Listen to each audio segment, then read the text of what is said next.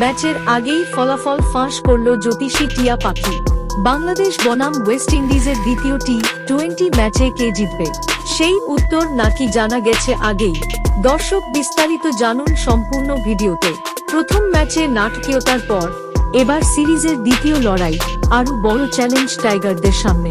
29 October সন্ধ্যা 6টা বীরশ্রেষ্ঠ Motiur Rahman stadium গড়াবে হাড্ডাহাড্ডি লড়াইটি। একদিকে বাংলাদেশের আত্মবিশ্বাসে ভরপুর দল, অন্যদিকে ওয়েস্ট ইন্ডিজ পাওয়ার হিটিং শক্তিপূর্ণ দল।